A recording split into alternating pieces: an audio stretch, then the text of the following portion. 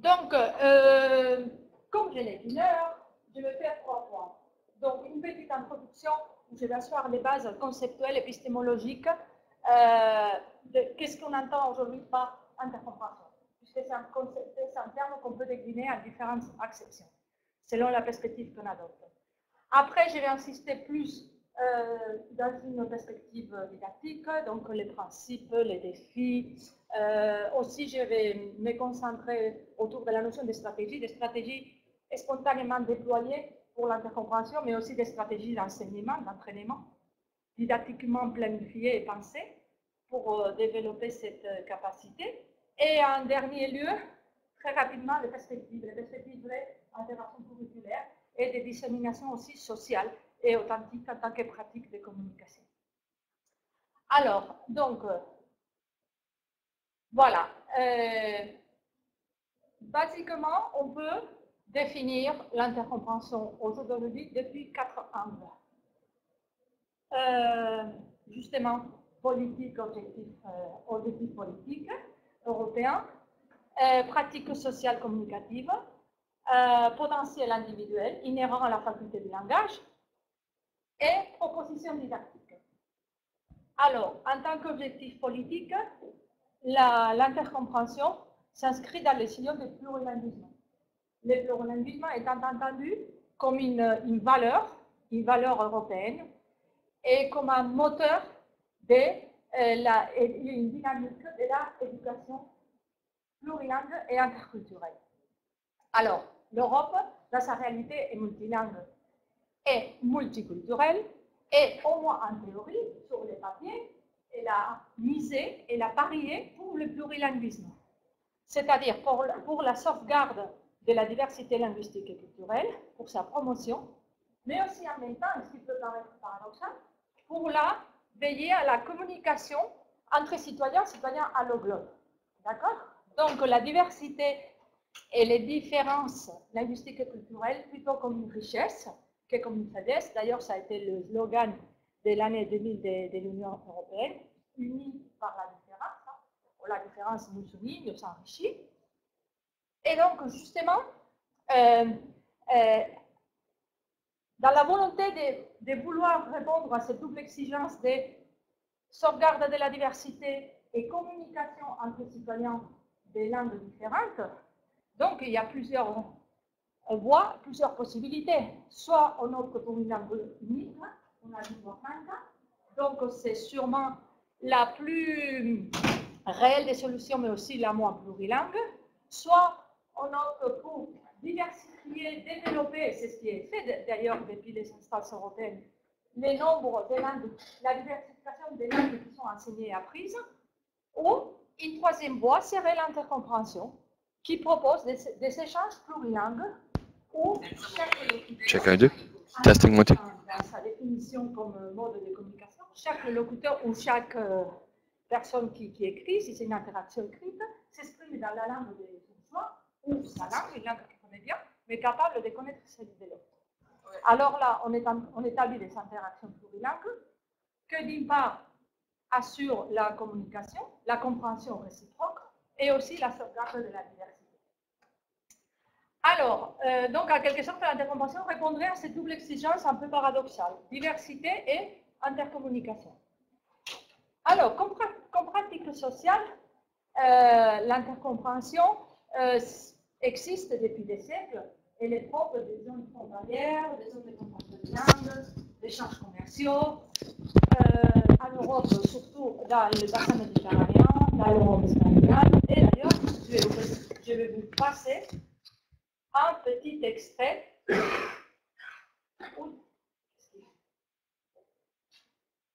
Ah, voilà, donc,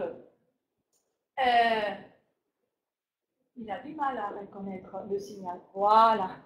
Donc, je vais vous passer un petit extrait qui illustre comment l'intercompréhension, le fait que dans un échange, chaque personne s'exprime dans une langue et comprend celle de l'autre, comment est une pratique très courante, en l'occurrence en Catalogne, ou au moins dans une station particulière de radio, où pratiquement toutes les semaines, il y a 2 ou 3 exemples de compréhension croisée entre langue romane. Alors, voilà.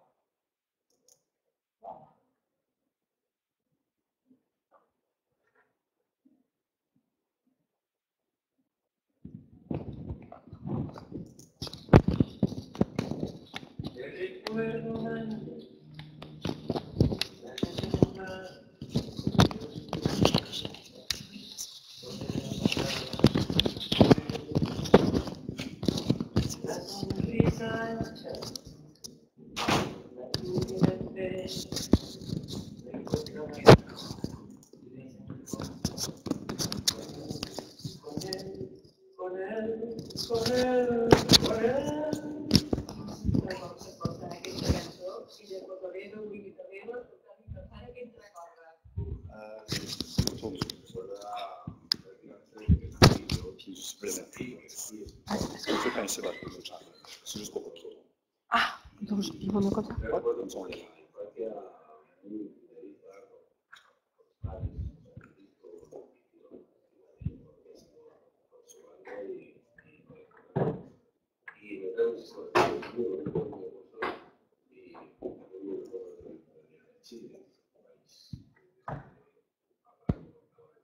Alors, maintenant, où est la radio?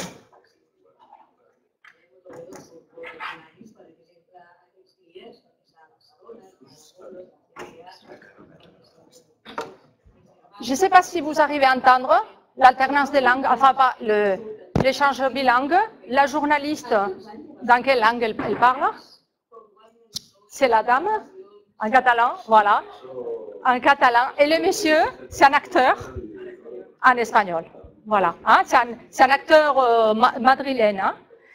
Là, j'ai encore un autre exemple, c'est un écrivain aussi de Madrid, et pareil, avec la même journaliste, et un troisième exemple, mais bon, c'est peut-être pas la peine de tous les écouter.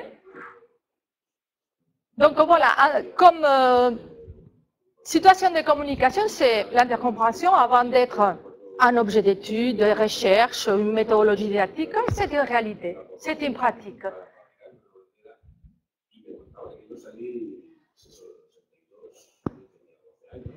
Donc, je vais arrêter.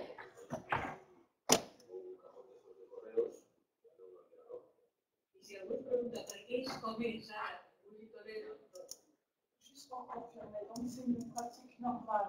La journaliste, elle parle catalan et les interviewés, ils peuvent choisir la langue qu'ils veulent. Et c'est normal. Disons, je suis tombée sur cette émission et cette journaliste, elle fait une émission très intéressante sur l'actualité culturelle, littéraire, cinéma. Et donc, elle, ce qui l'intéresse, c'est la personne. Sans se demander dans quelle langue elle parle, c'est catalan ou castillan. Et donc, voilà, dès qu'une personne l'intéresse, elle l'invite. Et si la personne elle est capable de comprendre le catalan, elle s'exprime en catalan. Et là, c'est comme ça que j'ai découvert qu'il y a un grand nombre d'acteurs madrilènes ou basques qui comprennent très bien le catalan, parce que probablement ils ont vécu, parce qu'ils ont, et que je n'aurais jamais imaginé. Hein. Voilà. Donc, mais c'est pas dans toutes les émissions, c'est pas dans toutes les chaînes. Hein. Celle-ci, les stations, pardon. Voilà. Et donc, et d'un autre côté, et là, vraiment du mal, ou c'est moi qui mets. Bon, je vais devoir faire comme ça. Voilà. Voilà. Et d'un autre côté, comme pratique socialement répandue, c'est en quelque sorte aussi un projet, un rêve, une utopie, hein, qu'on aimerait bien répandre. Hein, et que justement, dont la fiction aussi s'est fait écho. Donc je vais passer un extrait d'un film français, je ne sais pas si vous le connaissez, Le Grand Restaurant. Non, personne ne le connaît? Oui, d'accord. Donc c'est très sympa parce qu'il y a un moment où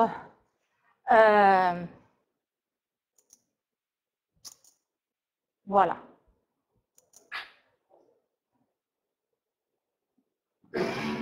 J'aime la restauration. C'est ma vie. C'est un métier de fou. Exigeant.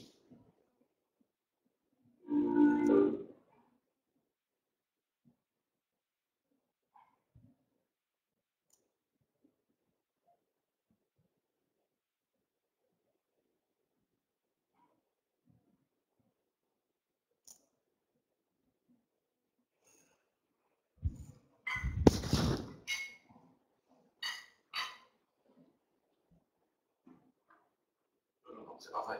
Je recommence à te voir soir. Ik ga mee. Je weet dat is niet door. Ik had gezegd dat ze komen, dat jij iets hebben vergeten. Alors, ça c'est faux. Quand je suis donné. Ik weet niet precies, 20 jaar geleden. Je stond je te scheren, ik zag ze komt er een paar dagen en ze zou het leuk vinden als jij er was. C'est bon. Je suis supposé vous demander de parler de ta mère. Ja.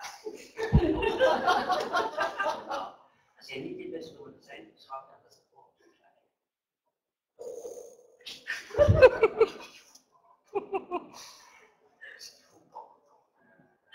Ik weet niet wat je wil hoor, maar ik weet je moet horen. Mijn moeder komt over een paar dagen. Peut-être ça va. Je veux dire, je vais faire autre chose. Voilà. Autre chose que voir ta mère, autre chose que d'écouter ta mère, autre chose que respirer ta mère, autre chose. Ja, iets anders dan, iets anders dan. Je kan er gewoon niet uitstaan. Je joue pas sur vous, moi.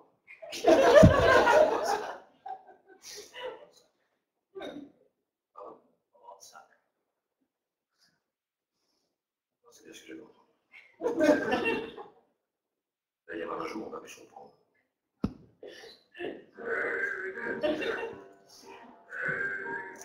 Et j'aime bien cette dernière phrase. Hein? Donc là, contrairement à l'exemple authentique que je vous ai mis, qui était à l'intérieur de la famille romane, là, en l'occurrence, ces deux langues appartiennent dans la macro-famille européenne à deux familles différentes. Hein? Parce qu'à gauche, on a quelle langue? Voilà. Donc germanique, et à droite, on a le français. Hein? Donc, et moi j'aime bien parce qu'à la fin, il dit on va finir par ne plus se comprendre. Mais ce qui est beau, c'est que c'est pas, ils ne remettent pas en question le fait que chacun s'exprime dans une langue. Ils vont finir par ne plus se comprendre parce qu'ils ne s'entendent plus. Voilà. Hein? Et donc, je trouve que c'est un très bel exemple hein, d'incompréhension profonde. Alors.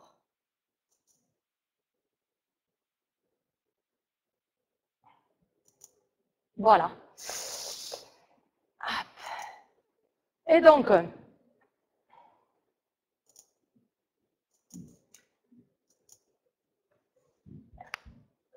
ce type de communication serait la situation idéale dans des contextes multilingues.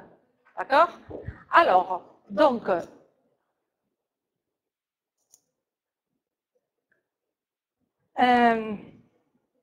il n'y a pas moyen que je mette ça, parce que comme ça, je ne dois pas être... C'est une souris du plus simple, il faut mettre ça dans la tour, et comme ça, voilà. Alors, quand des personnes qui parlent des langues différentes se rencontrent, pour se comprendre, quelles sont les situations possibles? Par exemple, on a, voilà, lingua franca, donc c'est-à-dire recourir à une troisième langue, ni la tienne ni la mienne, une troisième langue, ça, ah, il est en train de le reconnaître. D'accord, il y aurait lingua franca, une autre possibilité, quand vous rencontrez quelqu'un qui parle une autre langue, mis à part recourir à une troisième langue.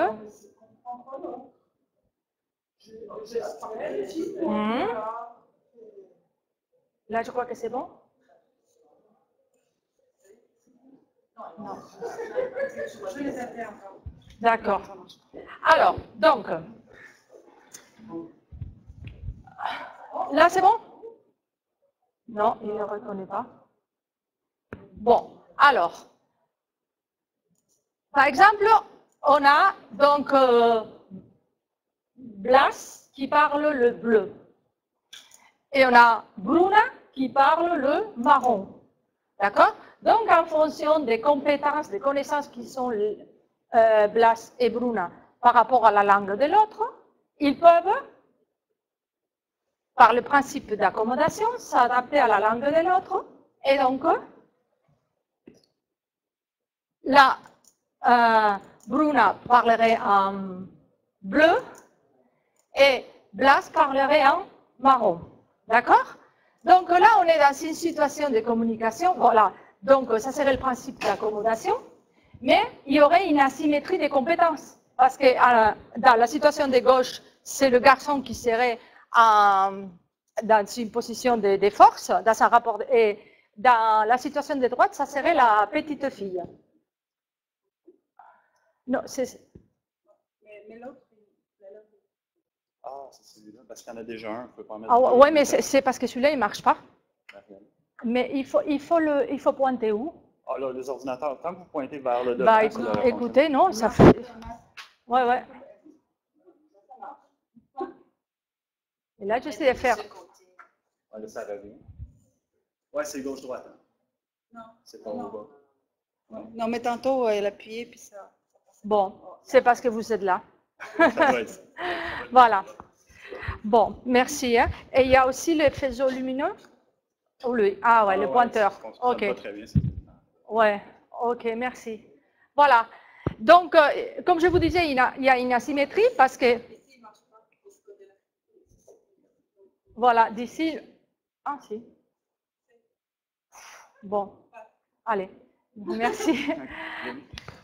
Donc, dans la situation de gauche, c'est le garçon, donc, comme je vous disais, qui a supériorité, et dans la situation de droite, c'est la petite fille. Alors, une autre possibilité, c'est comme vous avez dit, la lingua franca, donc c'est-à-dire ni bleu ni marron, mais fuchsia. D'accord? Donc, tous les deux s'expriment dans une langue tierce. Donc, tous les deux se trouvent en situation exolangue. Et d'une certaine façon, il y a une égalité de conditions, contrairement à la première situation. Et la troisième voie, ça serait la compréhension croisée, l'intercommunication. Donc, Blas s'exprimerait en bleu et Bruna s'exprimerait en marron. Alors, donc, qu'est-ce que ça suppose? Première chose, égalité des conditions. Il n'y a pas une asymétrie des compétences, puisque chacun s'exprime dans sa langue. Et tous les deux sont dans une situation endolangue. Ça, transféré à une situation didactique, donc à une pratique de classe, par exemple, réunit les avantages de la communication endolangue et exolangue. Pourquoi? De la communication exolangue, c'est le fait qu'on est exposé à la langue de l'autre, on est en immersion, on reçoit l'input en flou dans une autre langue, d'accord? Et de la communication endolangue, c'est le fait que, puisqu'on s'exprime dans la langue qu'on a choisie, donc on a un discours fluide et précis, d'accord? Dans les deux premiers cas, ouf, là il y a un problème, il manque les deux bulles. Bon, dans les deux premiers cas, donc ce sont des interactions monolangues, et c'est le deuxième qui est une interaction bilingue ou plurilingue s'il y a plus de participants.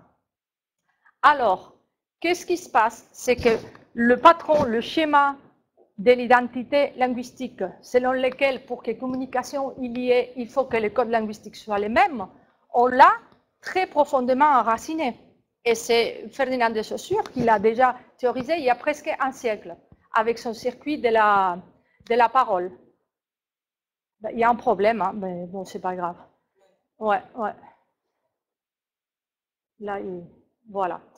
Et si on va encore plus loin, si on va jusqu'à la Bible, là, avec la légende de Babel, la diversité linguistique, elle est présentée comme une punition divine.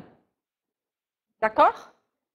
Et en plus, comme équivalent d'incompréhension. Ici, il y a le texte en catalan. Toute la terre était d'une seule langue et des mêmes paroles. Et Dieu a dit, on va descendre, on va les confondre dans la façon de parler pour qu'ils ne se comprennent pas. Donc, beaucoup de langues pour qu'on ne se comprenne pas. D'accord? Donc, cette idée de, puisqu'il y a diversité, puisqu'il y a des langues différentes, nécessairement, ça se traduit par la non-compréhension. Alors,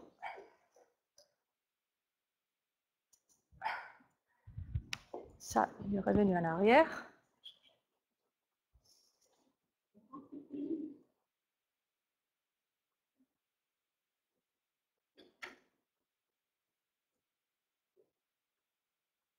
Il faudrait qu'il vienne. Voilà. Et alors, en tant que potentiel individuel, qu'est-ce que c'est l'intercompréhension? C'est la capacité à comprendre une langue sans se soucier de la parler ou d'écrire dans cette langue. Et c'est le fait de la comprendre, que ce soit l'oral ou l'écrit, ou dans une interaction, grâce à la mobilisation, grâce à l'optimisation de nos ressources langagères, hein, de notre répertoire. Donc, en quelque sorte, c'est inhérent à la faculté même du langage, et l'intercompréhension, ce n'est qu'une actualisation de la compétence plurilingue telle qu'elle est définie dans le cadre européen. Il parle aussi des médiations, il parle aussi de faire appel au langage paraverbal, non-verbal. Hein? Donc l'intercompréhension, c'est une des actualisations possibles. Alors, donc, voilà la définition qui est donnée de la compétence communicative plurilingue, et selon laquelle, au fur et à mesure qu'une personne se socialise, les différentes connaissances et expériences linguistiques qu'elle a, au lieu de se ranger dans des compartiments étanches, en fait, ils rentrent en relation et ils interagissent. Donc,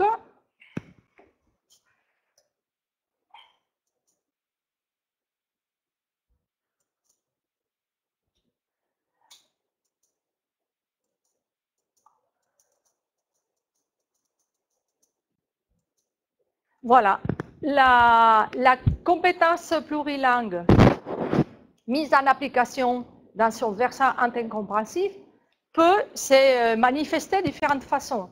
Ça peut, ça peut avoir lieu lorsqu'on comprend une langue à l'oral ou à l'écrit, ou lorsqu'on en comprend plusieurs de façon simultanée ou successive, ou lorsqu'on participe à une interaction plurilingue. À chaque fois, à chaque situation communicative, les stratégies mobilisées ne seront pas forcément les mêmes. Hein. Et donc, même au niveau des interactions, il va y avoir une différence selon que ce soit en présentiel, à distance, à l'écrit, à l'oral, en direct, en différé, selon le nombre de langues aussi en présence. Hein. On viendra plus loin sur les stratégies. Alors,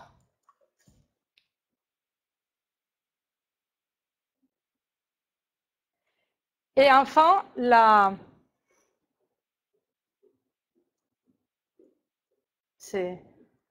moi, je crois qu'il doit y avoir un problème des piles. Hein. Non? Je ne sais pas. Mon Dieu. Ouais, ben, je vais devoir m'asseoir, mais vous tournez les dos, ça ne me plaît pas du tout. Alors. Moi, je pourrais faire un truc. Oui, non, mais. Dire de pitonner, je pitonne. C'est vrai? Oui. Oh, ben c'est gentil, merci.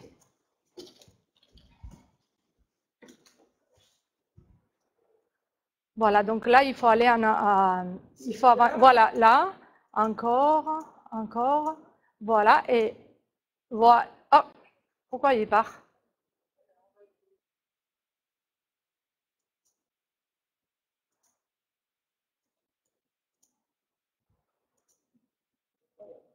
Et là, oui, normalement, là, vous avancez encore. Voilà, ah, ça disparaît. Bon, ça fait rien. Bon. Alors, en tant que et enfin, la quatrième acception d'intercompréhension, une approche plurilingue, une autre façon d'aborder l'apprentissage et l'enseignement des langues qui mise sur la mobilisation donc du déjà là, du répertoire, de tout ce qui c'est déjà le sujet, plus si on reste dans les cadres des langues parentes, parce qu'il y a aussi d'autres versions de l'intercompréhension qui va au-delà des familles des langues. Donc, si on reste à l'intérieur d'une même famille, le principe suppose aussi la mobilisation justement de toutes ces parentés, l'optimisation de la parenté qui existe entre là où les langues connues du sujet et là où les langues cibles. Alors là, voilà. Donc, justement, oui, là, vous pouvez y aller et dérouler tout le menu qui va... Voilà, vous pouvez continuer jusqu'à... Voilà, il y en a 6 ou 7 items. Voilà. Alors, maintenant, on va aller plus dans les détails de la didactique intercompréhensive. On va voir les principes. On va voir quel paradigme change. En fait, ce n'est que le glissement d'un paradigme monolingue en paradigme plurilingue. D'accord? Quel est son impact? Un impact aussi bien d'un point de vue quantitatif et statistique et d'un point de vue plus qualitatif et au niveau de l'individu et des résultats d'apprentissage. Quels sont les défis devant lesquels elle doit faire face comme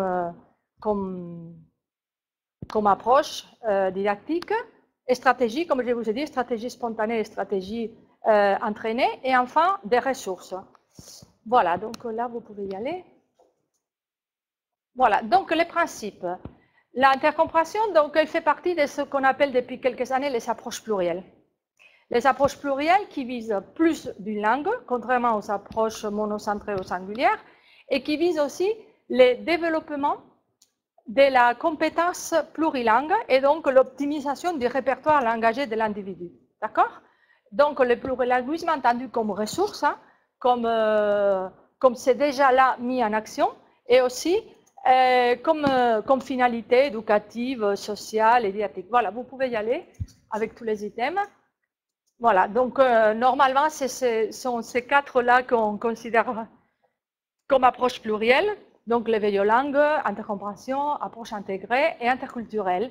Et il y a toujours une petite querelle entre certains experts si l'enseignement bilingue ICLE-CLIL fait partie ou non des approches plurielles, mais bon, là, on n'a pas le temps d'en discuter. Alors, allons nous centrer sur l'intercompréhension, donc là, vous pouvez y aller. Et donc, quelle est la finalité du point de vue didactique? C'est entraîner l'apprenant à comprendre une ou d'autres langues, d'accord, sans se soucier des habilités productives, d'accord, et les préparer aussi, les cas échéants, à participer dans des interactions plurilingues. D'un point de vue didactique, quels sont les avantages? Donc, premièrement, c'est la rapidité, le progrès, le rythme d'apprentissage, puisqu'on ne s'occupe pas des habilités productives, ni d'écrire, ni de parler, juste de comprendre. Et souvent, on fait ou écrit ou oral. Donc, l'apprenant, il progresse très vite. Après, à notre gain, à notre bénéfice, c'est le sentiment d'efficacité qui s'assoit chez l'apprenant. Et ça, c'est d'autant plus important que dans certains pays, on a les complexes qu'on est mauvais en langues étrangères. Voilà. Et l'intercompréhension, ça donne, voilà, ça fait émerger ces sentiments d'efficacité personnelle, voilà, comme apprenant des langues. Ça donne aussi une confiance vis-à-vis des langues et des rapports qu'il y a entre elles, parce que selon la méthodologie qu'on utilisait, la méthodologie didactique dans le passé, tout ce qui était analogie était suspect des sources d'erreurs. Peut-être dans production, mais pas toujours en compréhension. Donc là aussi, ça demandait de revisiter l'analyse contrastive et la vision qu'on avait des analogies interlinguistiques. Aussi, bien sûr, c'est le fait d'assurer la préservation, la sauvegarde de la diversité linguistique et culturelle, pallier à l'hégémonie d'une seule langue pour la communication internationale. Donc là, je crains fort qu'on n'a pas le temps d'aller vers les hyperliens que j'avais préparés, mais je vais les résumer. Donc, il y a un risque fort, il y a déjà certains auteurs qui les pointent, au fait que les savoirs scientifiques, ils se construisent que dans une seule et même langue. Parce qu'une chose, c'est le fait de communiquer ces savoirs, mais une autre chose, c'est le fait en plus de les construire. Donc, il y a une vidéo très intéressante, bon, ça, je peux vous les passer. Il faut aller là. Oui, hégémonie. Et là, vous avancez. Voilà. Et là, vous allez là. Hop. Et il faut aller à la minute 7:32. Ok, 7:32.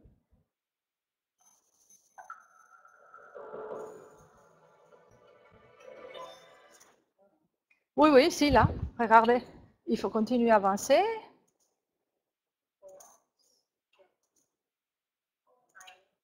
Presque.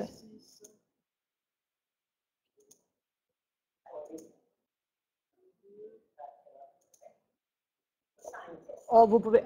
Voilà. Ouais. Vous pouvez reculer un peu, excusez-moi, parce que c'est pas... Voilà, là c'est bon, je pense.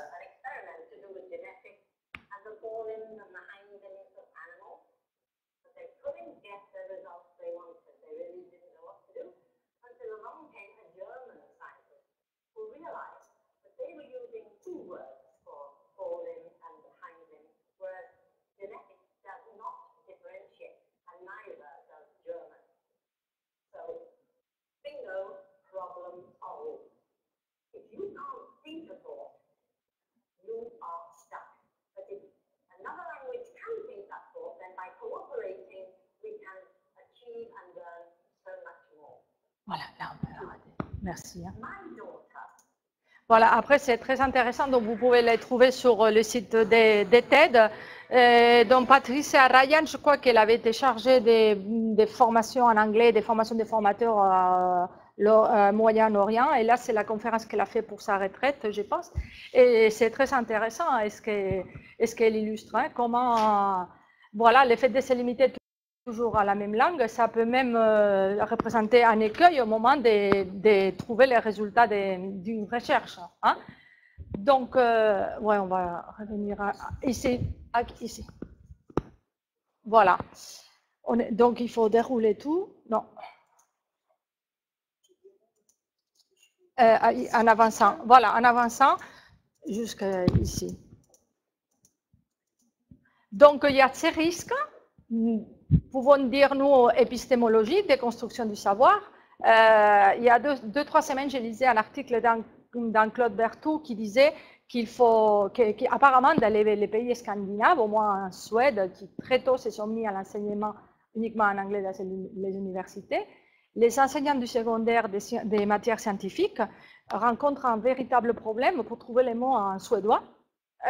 Pour des concepts scientifiques, puisqu'ils ont été construits en anglais à l'université. Hein. Et donc, il y aurait aussi voilà, donc pallier à cette hégémonie. Voilà, alors, et ça a supposé, comme je vous avancé tout à l'heure, le fait de revaloriser ou valoriser à sa juste mesure la parenté entre les langues, la parenté génétique qui s'est traduite par une analogie typologique et formelle, hein, parce que pendant longtemps, hein, on a parlé, hein, les faux amis, surtout dans les langues semblables, il fallait faire attention parce que ça se ressemble, mais alors nous, dans notre jargon, on préférait parler des synonymes partiels, parce que c'est vrai que si on prend tous les supposés faux amis, déjà en situation véritablement énonciative, dans un contexte, la plupart ne supportent pas le contexte, ils sont dévoilés, les faux amis, et d'autre part, parce qu'il y a très peu de véritables faux amis. Hein. Dans ma thèse de doctorat et dans la thèse de doctorat d'une collègue italienne, à Grenoble, on avait fait toute une analyse contrastive des langues et on avait mesuré les degrés au niveau purement lexical des parentés. Donc, on a commencé lorsqu'il y avait coïncidence sémantique et formelle, aux vrais amis, aux vrais faux amis. D'accord? Et au milieu, on avait trouvé 13 degrés différents des combinaisons possibles.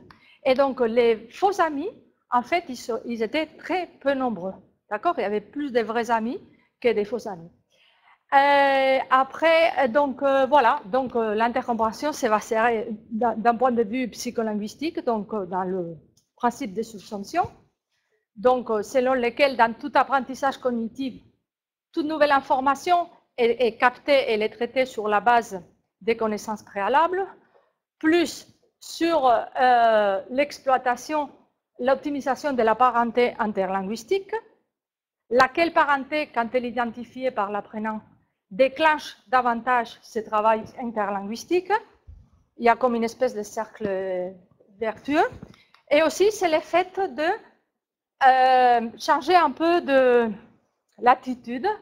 Et lorsqu'il est question de comprendre un texte à l'oral, à l'écrit, au lieu de se focaliser sur ce qu'on ne comprend pas, comme on fait en langue étrangère, qu'est-ce que vous n'avez compris? Quel mot vous ne comprenez pas? changer la tendance et au contraire, bon, qu'est-ce que vous avez compris? Et là, c'est à partir de ces ancrages, disais, dans l'interprétation du texte. Là, on peut avancer.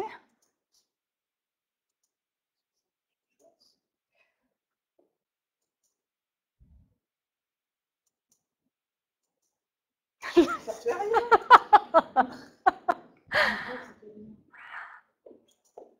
C'est... Ouais. Je sais pas, je peux pas plus... Ah bah voilà. Ouf. Ouais, il y a quelque chose, hein? Ouais. Voilà. Donc, donc comme je vous disais, cela entraîne vraiment un changement profond des paradigmes, hein? Et donc que j'ai schématisé de façon très classique avec les triangles, apprenant, enseignant et matière. Et là, vous pouvez... Voilà. Voilà, c'est... Bon, voilà, et stop, quand la bulle est... Voilà, d'accord. Donc, ça, au niveau de l'apprenant, c'est cette démarche intercompréhensive suppose donc le fait de cesser de considérer l'apprenant comme un réceptacle vide qu'il faut remplir. Donc, l'apprentissage d'une nouvelle langue, même si ce n'est que pour comprendre, c'est à partir de zéro. Ben non, c'est passer de cette idéologie, de cette mentalité, à se dire qu'il y a un bagage préalable, il y a déjà un vécu engagé, probablement complexe, probablement riche, et que ce n'est qu'un pivot à partir duquel les nouveaux apprentissages vont partir. D'accord? Donc, cette dimension répercutée de tout apprentissage linguistique. Aussi suppose passer de considérer, depuis une perspective plus collective, le groupe classe comme un conglomérat ou comme un ensemble homogène avec le même profil linguistique, à reconnaître la singularité de la pluralité, qu'il y a autant de profils comme d'apprenants et des personnes. Et que ce que normalement, traditionnellement, on appelait langue maternelle ou langue une, n'est pas forcément, et qu'on considérait qui coïncidait avec la langue de scolarisation. Donc, ces syllogismes a cessé d'être une réalité dans nos sociétés actuelles. Hein. La langue de scolarisation n'est pas forcément la langue du foyer, la langue de la famille, la langue héritée. D'accord? Qu'est-ce que je peux vous apprendre à vous, hein? Mais bon, et vous savez, il y a des contextes chez nous où il faut vraiment le spécifier. Alors, voilà, donc que la diversité, c'est la loi qui règne en quelque sorte. Et aussi, passer de croire que le fait d'être plurilingue, avant on disait polyglotte ou bilingue, est une exception. Au contraire, au jour d'aujourd'hui, dans notre village planétaire, presque l'exception, c'est d'être monolingue. Et si on souscrit à cette description de la compétence communicative plurilingue, en fait, on est tous plurilingues en puissance. Seulement, ça dépendra du contexte, on développera ou pas, comme autant d'autres talents ou d'autres habilités. Hein. Après, la matière. Donc, la matière, voilà. Donc, déjà, je ne sais pas, il en reste un. Voilà. Voilà. Donc, aussi, ce changement de conception de qu'est-ce que c'est que la compétence communicative. Hein. Pareil, le fait de passer d'avoir une image compartimentée, additive, à en avoir une image plutôt un concept intégré de cette compétence. Aussi, s'imaginer qu'il est possible d'offrir des enseignements qui ne soient pas maximalistes, c'est-à-dire qu'ils ne visent pas en même temps toutes les habiletés langagières et qu'on peut se limiter à enseigner, par exemple, la compréhension. Aussi, cesser d'avoir le locuteur natif idéal et idéalisé comme la méta, la cible, l'objectif à atteindre, hein, puisque c'est plutôt contre-productif hein, comme idéal, c'est le locuteur, qu'on ne sait pas encore s'il existe vraiment, le locuteur natif idéal, hein, à passer à reconnaître des compétences partielles qu'on a et qui sont aussi valables, d'accord? Et donc, et que peut-être pour certains itinéraires de vie et professionnels et académiques sont peut-être nécessaires. Il y a dans une conférence de Francis Goulier sur le cadre européen, et justement, il disait qu'aux Pays-Bas, selon que, je ne sais pas, peut-être vous savez mieux que moi, selon que dans le secondaire, que l'élève après s'oriente vers l'université ou vers un apprentissage professionnel, on va lui enseigner plutôt l'anglais écrit ou l'anglais oral. Ou voilà. Hein. Donc voilà, cette approche maximaliste n'est plus hégémonique. Voilà aussi cette idée d'identité de convergence linguistique ou de lingua franca qui serait remplacée par une possibilité d'intercommunication, des compréhensions croisées. Voilà, et là on peut aller avec l'enseignant.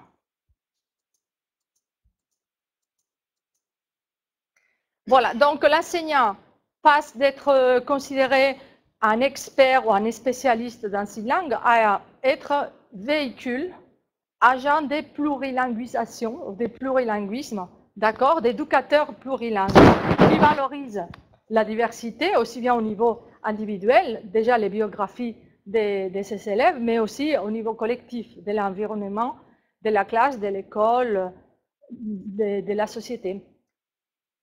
Les approches monocentrées aussi seraient remplacées pourraient cohabiter avec des approches plurielles comme l'intercompréhension. Et la parenté entre les langues ne serait plus dénigrée, mais au contraire considérée comme un atout, comme un avantage. Et ça, c'est très... Je crois que s'il y a une trouvaille de nos recherches dans des groupes Galatea, Galanet, Galapro, lorsque au tout début on a fait une recherche fondamentale d'observation et d'analyse des stratégies de compréhension des langues étrangères voisines, je crois que c'est le fait qu'on a constaté qu'une chose, c'est la distance ou la proximité qui rapproche ou qui éloigne deux systèmes linguistiques et qu'un expert peut mesurer, peut caractériser objectivement. Et une autre chose bien différente, c'est la façon dont l'apprenant, les lecteurs ou les compreneurs oraux, va percevoir cette distance et va la traiter. D'accord? Alors, dans les années 50, avec Robert Lado, l'analyse contrastive, on octroyait une valeur prédictive à l'analyse contrastive. Et donc, on partait du principe que tout ce qui était ressemblance, ça allait faciliter la compréhension. Et tout ce qui était différence, forcément, ça allait être source d'erreur ou écueil. D'accord? Et alors, nous, dans nos études empiriques d'observation et d'analyse des stratégies, on a vu que des fois, c'est la ressemblance extrême qui, par héritage d'une culture didactique de peur de faux amis, est source de méfiance. On a un exemple légendaire d'une étudiante française qui lisant un texte en italien a vu le mot télévisione et a dit ouf, ça ressemble trop à télévision, ça ne va pas être ça. Voilà. Hein? Donc une chose, c'est la distance qu'il y a entre les systèmes. Il y a une autre chose, la façon dont les sujets appréhendent cette distance. Et cette appréhension, cette perception subjective, elle va dépendre de multiples facteurs. Des langues, donc de la langue ou les langues civiles, de là ou des langues de départ. Aussi, si on est à l'oral ou à l'écrit, parce que nous, on a vu que même à l'intérieur d'un même couple ou trio de langues, selon qu'on est à l'oral ou à l'écrit, il va y avoir des ressemblances qui vont être cachées ou qui vont passer inaperçues ou qui vont être trompeuses. D'accord? Donc, c'est vraiment la géométrie variable, ce n'est pas une valeur absolue. D'accord? Alors là, vous pouvez... Mais ça me gêne parce que vous ne pouvez pas... Voilà. Donc là, on va passer très vite. Hein. Alors là, je continue. Oui. Là. Voilà, encore. Juste une minute. Bon, voilà, parce que comme je vous disais, pour l'impact, on peut en avoir...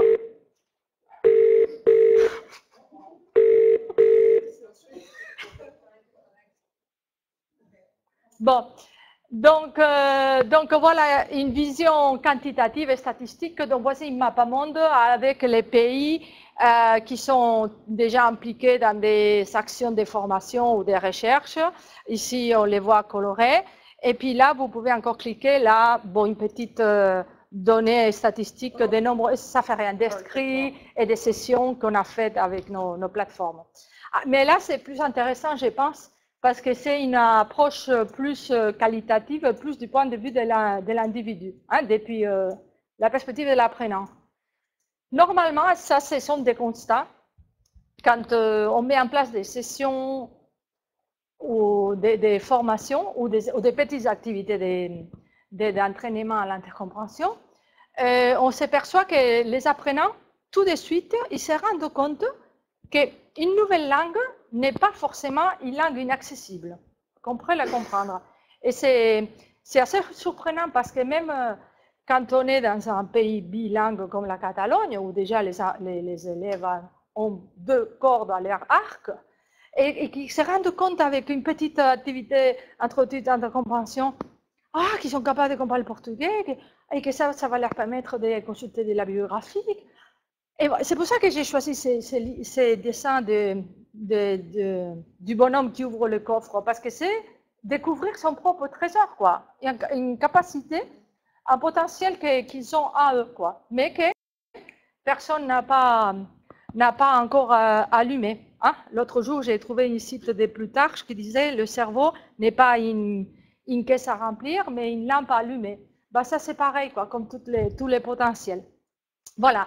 Donc, une langue étrangère n'est pas forcément une langue étrange. En français, étranger, ça veut dire bizarre ou d'un autre pays. Alors, qu'apprendre et comprendre tout, que la compréhension littérale et intégrale de n'importe quel texte dans une situation authentique de communication n'est pas toujours nécessaire, d'accord? Parce que ça, je crois que c'est un des principaux défis méthodologiques quand on met en place des sessions et des formations d'intercompréhension, c'est d'apprendre à accepter l'ambiguïté, à se contenter d'une interprétation un peu approximative.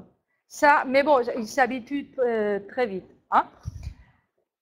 Voilà, donc tolérer l'ambiguïté, la compréhension approximative, qu'il est possible d'aborder plusieurs langues en simultané, que la transparence linguistique, ça sert, hein, ça a une valeur opératoire, qu'on peut systématiser des rapports, des relations entre les langues, comme des règles de conversion, comme pour les monnaies, les devises, donnent aussi pour les langues.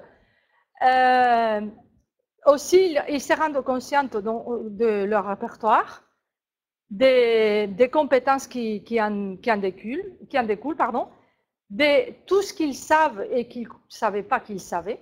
Et ça, c'est très important aussi. Voilà, qu'une chose, c'est la communication exolangue, c'est-à-dire quand on doit s'exprimer dans une langue étrangère. Et une autre chose, ce sont des échanges basés sur les principes de compréhension croisée.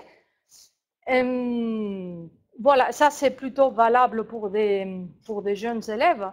Le fait que tout ce travail interlinguistique, il y a beaucoup d'analyses, de réflexions métalinguistiques, ça a forcément un retour bénéfique envers la langue de scolarisation qui reste la seule langue commune pour les élèves. Je vous explique. Ici, c'est une méthode de ce qu'on appelle maintenant l'intercompréhension intégrée. Pourquoi? Parce que c'est du CLIL ou de l'ICLE plus l'intercompréhension. C'est-à-dire, ce sont des unités en histoire, en mathématiques, en technique, dans 7 langues romane différentes. C'est pour le dernier cycle du primaire. Il y a des enseignants qui l'utilisent en secondaire. Et alors, la structure est telle que la partie plus conceptuelle, avec plus de poids au niveau théorique, elle est dans la langue de scolarisation. En l'occurrence, elle est en catalan. Ça, c'est la version catalane. Mais on a la même chose en français, en portugais, en espagnol. Je ne sais pas si ça a été en italien, je pense. Mais vous pouvez aller sur le site. Hein, il est très... Vous trouvez en PDF toutes les unités et même les archives audio. Donc là, voilà, par exemple, il y a déjà, comme je disais aux collègues, il y a déjà 80, non, c'est pas vous, pardon, c'est à l'autre monsieur. Il y a déjà 85 écoles en Catalogne qui l'ont adopté. Donc en Catalogne, surtout dans toute l'aire autour de Barcelone, il y a un grand nombre de langues, de cultures différentes. Donc avec une méthode comme ça, et ce qui aide, c'est justement à consolider donc l'apprentissage de la langue de scolarisation, en l'occurrence le catalan, qui, dans un milieu si diversifié des langues, reste centrale. D'accord? Non seulement parce qu'elle reste centrale dans chacune des unités, mais parce que c'est le seul commun dénominateur de toutes les biographies linguistiques des élèves, étant donné la diversité des profils qu'il y a. D'accord? Alors, voilà, et donc ça, en novembre, on a fait une petite formation. Il y avait une enseignante, ça fait 2-3 ans qu'elle l'applique dans ses classes, et elle disait qu'elle avait vu comme des élèves roumains, ils étaient très contents parce que du coup, leur langue était valorisée, parce que les rôles étaient changés et ils passaient à être l'expert dans ces domaines, dans la langue roumaine. Donc, ça, c'est très important pour la cohésion et l'intégration, le fait de valoriser justement leurs origines. Hein? Voilà. Oui. Voilà, donc valoriser les compétences partielles dans n'importe quelle langue, sans hiérarchie, les sentiments d'efficacité, on l'a vu, sensibiliser à la différence et à la diversité, voilà, donc une voie d'accès au plurilinguisme. Là, on en est à la moitié de ce que j'avais prévu. Mais comme ça finit avec les mêmes titres que j'ai donnés, voilà, c'est pour ça. Voilà, ouais. Moi, j'ai juste une question. Comme ça, ce sont des manuels de catalan, mais qui intègrent l'approche plurilingue. Donc, ça s'enseigne dans des cours de catalan ou... Bonne question. Donc, donc, si c'est des professeurs du primaire, donc ce sont des professeurs polyvalents, et donc ils grignotent dans leurs cours de catalan, dans leurs cours du castillan, dans leurs cours de, tu vois. Mais il y a il y a les enseignants de français du secondaire aussi qui l'adoptent. Il y a, qu'est-ce qu'il y a sinon des spécialités? Non. Mais voilà, donc ce n'est pas un manuel de catalan, c'est un manuel de compréhension, d'intercompréhension, pardon. D'accord? Donc, c'est apprendre ou réviser ces concepts d'histoire, des sciences, des maths, avec des documents dans cette langue différente.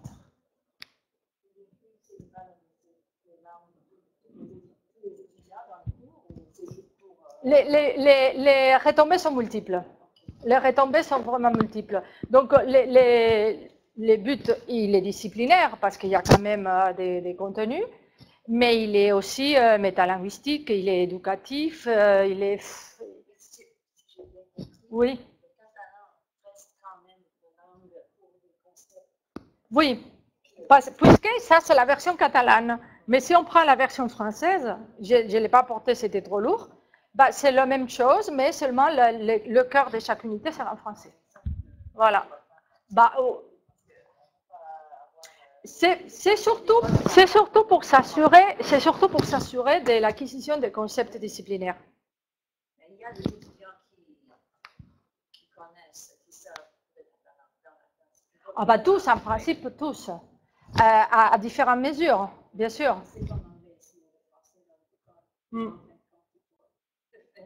Bah oui. Mais cette méthode donc, serait utilisée dans le cadre de quel cours dans une école? Voilà, donc comme je vous disais, donc quand c'est en primaire, bah, l'enseignant normalement il est polyvalent.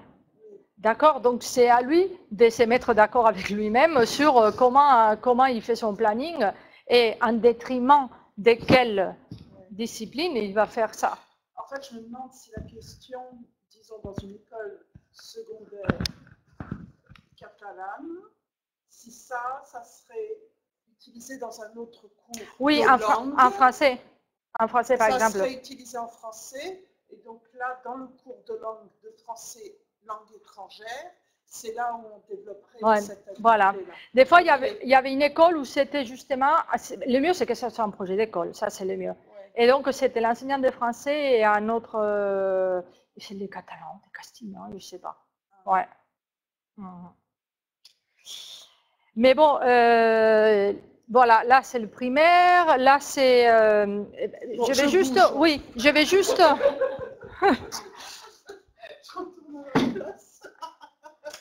Alors, bon, là, non, parce que je voulais vous montrer la... Ça marche mieux là pour les pays là, des langues qui sont la famille. Si je pense à l'allemand, moi, c'est pas l'allemand, j'ai mal compris les Hollandais là. Oui. Est-ce qu'on peut expand this pour d'autres pays? Je pense que oui, parce que Marine hier parlait de c'était avec toi, Pastilla. Le mot pastille, on regardait un mot en allemand dans le dictionnaire pour dire tarte. Et je non, c'est tourte. Enfin, les pastilles. Et là, je me suis dit, mais en fait, c'est comme au Maroc, la pastilla. Et puis c'est là même avec des langues totalement. En termes de sensibilisation, ça va les définition comme ça. Moi, je fais ça tout le temps, mais ça prend tout le temps. Je ne sais pas pour les étudiants, mais je pense que ça serait très enrichissant. But it's easier when you all have a basis where there are many continents. Yeah. English and German has fewer continents, and German and Dutch and Swedish are, c'est. On dit que l'anglais, c'est la langue la plus romane des langues germaniques. Ouais. D'ailleurs, là, c'est une autre... Parce que c'est ça, je voulais vous montrer les... Aïe. Voilà. Donc là c'est une petite cartographie des projets en intercompréhension. Alors, il y aurait beaucoup de façons de vous la présenter, cette cartographie. Beaucoup. Là, c'en est une. Selon que ce soit des projets intrafamiliales, interfamiliales ou transfamiliales. D'accord? Donc, comme vous voyez, c'est dans les intrafamiliales qu'il y a le plus... non, ça ne marche pas. Voilà. L'intrafamilial a été le plus productif. D'accord? Parce que c'est sûr, la rentabilité est assurée. Et puis, à l'intérieur des 3 grandes familles de langues européennes en Europe, c'est surtout les langues romanes qui ont été les plus productives. Là, vous savez ce qu'on appelle la saga de Gala. C'est là où j'ai travaillé depuis plus de 20 ans. Donc, Galatea, Galanet, Galapro et Myriadi. Et ce sont tous des projets européens financés par la Commission européenne. Galatea, c'était début des années 90, décédé. On visait uniquement l'entraînement de la compréhension écrite d'une seule langue. D'accord? Donc là, c'était l'espagnol, mais il y avait italien, français, voilà. Après, on a passé au degré au-dessus avec une plateforme électronique, Galanet, qui vise la pratique de l'entraînement à l'intercompréhension par sa pratique. Donc, ce sont des groupes distants des pays des langues romanes qui, pendant 3 mois, travaillent ensemble. Ils sont obligés à interagir via chat, via forum, pour à la fin produire un dossier qui est publié sur l'espace public de la plateforme. Et à côté de ça, de ces échanges, ils ont des modules donc pour s'entraîner à la compréhension de l'oral et de l'écrit. Après, il y a eu Galapro.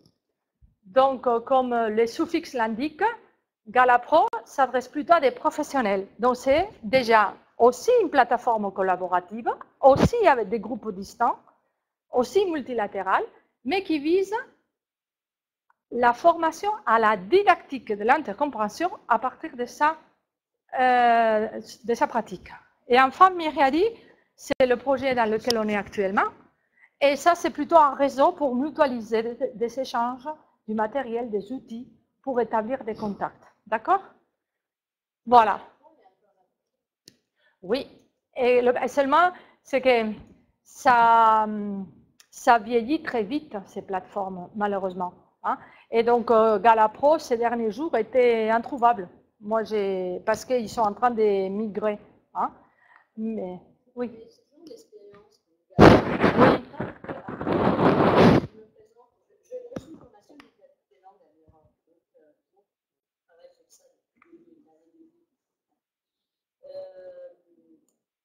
En Italie, moi, en fait, ce genre de projets ne sont pas vraiment arrivés à la base. C'est-à-dire, je m'étonne du fait qu'un projet comme Galapro, vieillisse avant que les professeurs soient mis en contact avec le projet.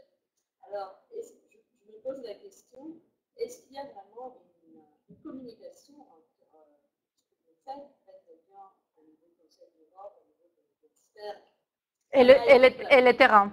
Bah ouais, c'est là. Avec la réception de la part des différents gouvernements. Bien sûr. J'imagine une situation sociolinguistique très influencée par la dimension culturelle et les relations de force entre Catalogne et Castille. Mais en Italie, par exemple, où nous avons au sud des dimensions, les dialectes ne sont pas reconnus comme variantes des italiens. C'est-à-dire qu'il ne faut pas des langues minoritaires. Il y a un décalage socio-linguistique très très fort, ce qui fait que quand moi je fais l'intercompréhension dans des classes d'élèves au niveau adolescent, donc avec des quartiers populaires, donc qui ont le dialecte napolitain comme langue maternelle en famille et l'italien comme langue de scolarisation, là, avec l'intercompréhension, là, ça devient vraiment très très efficace.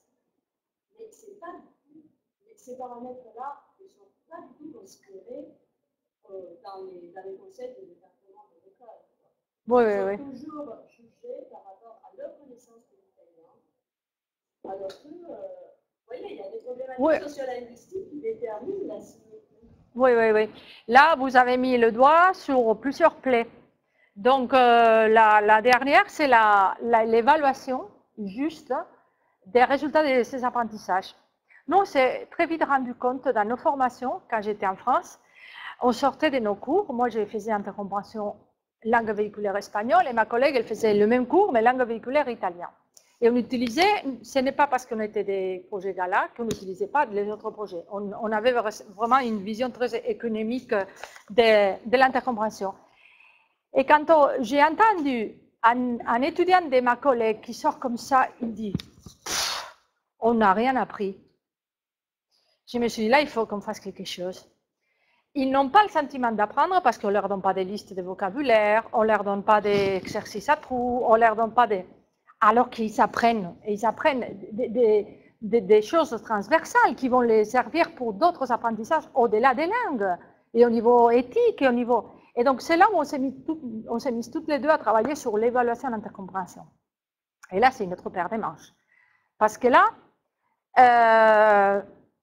on est au cœur d'une double tension d'ordre axiologique. D'une part, la tension qu'il y a entre une évaluation quantitative versus qualitative, résultat versus processus, et une autre tension autour du concept de plurilinguisme, aux compétences plurilingues. Est-ce que par compétences plurilingues, on entend l'addition des monolinguismes ou sur l'intégration des différentes connaissances et expériences linguistiques.